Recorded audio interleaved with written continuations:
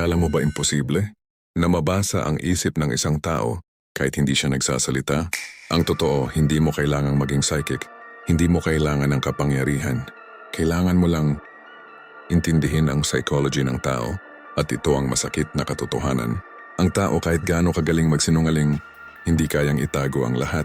Ayon kay Robert Greene, may akda ng The Loss of Human Nature. People constantly signal their inner thoughts and emotions through unconscious behavior. Ibig sabihin, kahit anong pilit nilang itago, may lalabas at lalabas. At ngayon ituturo ko sa iyo ang 3 sikretong psychology hacks para mabasa mo ang isip ng kahit sino.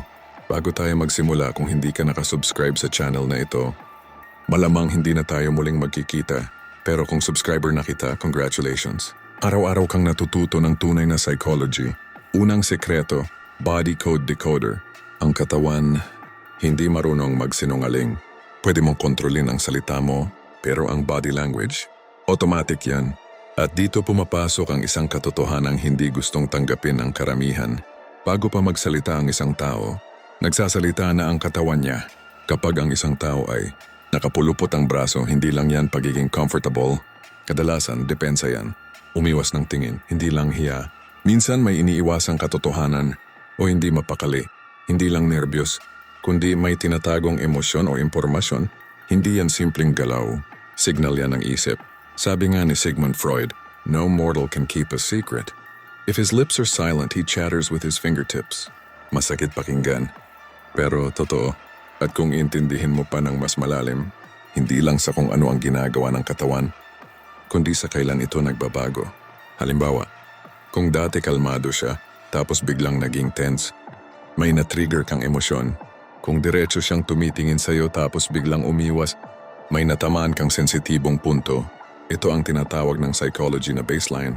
Kailangan mong alamin kung paano siya kumikilos kapag normal siya para makita mo kung kailan siya hindi normal. Dahil doon lumalabas ang katotohanan. At tandaan mo ito, ang katawan hindi nag-iisip kung magsisinungaling ito o hindi. Nagre-react lang ito sa nararamdaman ng tao. Kaya kahit gaano kagaling ang isang tao magsalita, kung hindi niya kayang kontrolin ang katawan niya, mahuhuli at mahuhuli siya. Ito ang dahilan kung bakit may mga taong kahit hindi mo pa kausap, ramdam mo na kung hindi sila totoo. Dahil ang katawan nila ang nagsasalita para sa kanila. Minsan, hindi mo kailangan makinig sa sinasabi nila. Mas kailangan mong panoorin ang hindi nila sinasabi. Dahil sa mundong puno ng pagpapanggap, ang katawan ang huling nagsasabi ng totoo. Ikalawang sikreto, face signal catcher. Ang muka, ang pinakamabilis magtaksil. Pwede mong pigilan ang salita mo. Pwede mong kontrolin ang kilos ng katawan mo. Pero ang mukha, ilang segundo lang, bumibigay na yan. Isang iglap, makikita mo ang totoong emosyon na pilit nilang tinatago. Sa psychology, tinatawag ito na micro-expressions. Mga emosyon na lumalabas sa loob ng 0.5 seconds. Mabilis, halos hindi mo mapapansin kung hindi ka trained. Pero kapag natutunan mong makita ito, parang binuksan mo ang pinto sa isip ng tao. Halimbawa, ngumiti siya, pero hindi sumama ang mata. Hindi yan tunay na saya. Saglit siyang napakunot ng no. May duda, galit o pagtutol.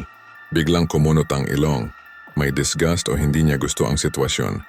Umiwas ang tingin kasabay ng pagbabago ng expression.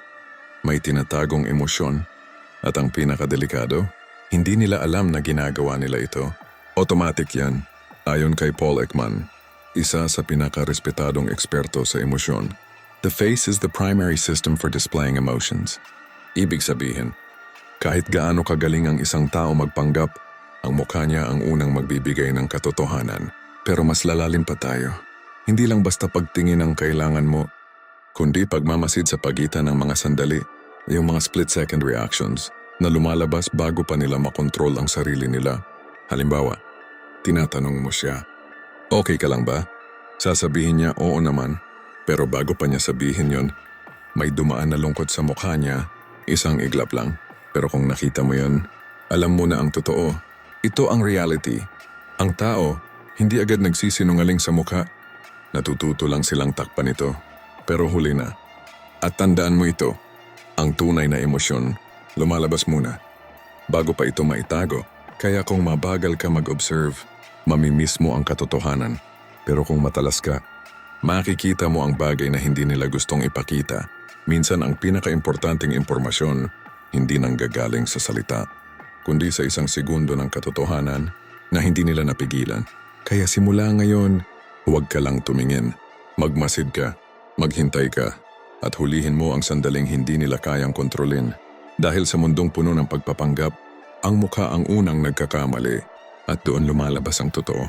Ikatlong sekreto, voice analyzer. Hindi lang sa sinasabi, kundi kung paano nila sinasabi.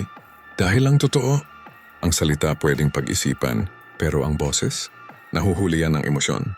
Kapag nagsasalita ang isang tao, hindi lang impormasyon ang lumalabas din ang estado ng isip niya. Pakinggan mo ng mabuti, biglang bumilis magsalita, hindi lang excitement. Kadalasan kinakabahan o nagtatakip, paiba-iba ang tono. Hindi stable ang emosyon, may duda o hindi sigurado. May pag-aalinlangan o putol-putol. Magsalita, may iniisip. Kung ano ang tamang sasabihin, biglang bumaba o humina ang boses. May takot o pag-iwas sa katotohanan.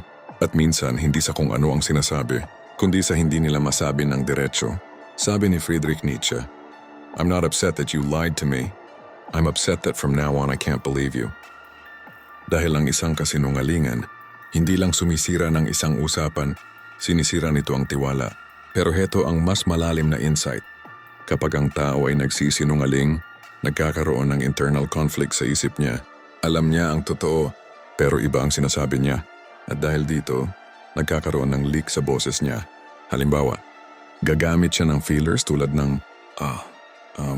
actually, magkakaroon ng awkward pauses. Parang may inaayos sa isip bago magsalita. Minsan uulitin niya ang tanong mo, para lang magkaroon ng oras mag-isip ng sagot. At kung mapapansin mo, hindi tugma ang sinasabi niya sa tono ng boses niya. Sasabihin niya, okay lang ako. Pero ang boses niya, mabigat. Doon mo makikita ang disconnect at doon nagsisimula ang katotohanan. Dahil tandaan mo ito, ang boses hindi lang tunog, ito ay emosyon na naririnig. At kung marunong kang makinig, hindi ka lang nakakarinig ng salita, nakakarinig ka ng intensyon. At dito pumapasok ang realidad. Kapag marunong ka nang makinig sa boses ng tao, malalaman mo kung kailan sila totoo at kailan sila hindi. Hindi dahil sinabi nila, kundi dahil narinig mo ang hindi nila kayang itago. Kaya simula ngayon, huwag ka lang makinig sa salita. Pakinggan mo ang tono, pakinggan mo ang pagitan ng mga salita, pakinggan mo ang emosyon. Dahil sa mundong puno ng kasinungalingan, ang boses ang isa sa pinakamadaling mabasag at doon lumalabas ang totoo. Pero ito ang pinakamahalagang bahagi. Bakit mo gustong mabasa ang isip ng iba? Para manipulahin sila o para protektahan ang sarili mo? Dahil ang tunay na kapangyarihan ng dark psychology, hindi para manloko, kundi para hindi ka malinlang. Sa mundo ngayon, hindi sapat na mabait ka lang. Kailangan mo ring maging matalino sa tao dahil ang masakit na katotohanan ng buhay, hindi lahat ng ngumiti sa'yo, totoo ang intention. Kaya simula ngayon, huwag ka lang makinig. Mag-observe ka, mag-analyze ka, at matuto kang magbasa ng tao. Dahil sa huli, ang pinaka-dangerous na tao sa mundo ay hindi yung malakas, kundi yung marunong umintindi ng isip ng iba. Kung gusto mo pang matuto ng ganitong klaseng psychology, i-like mo, i-share at mag-subscribe ka. Dahil sa channel na to, hindi ka lang magiging motivated, magiging aware ka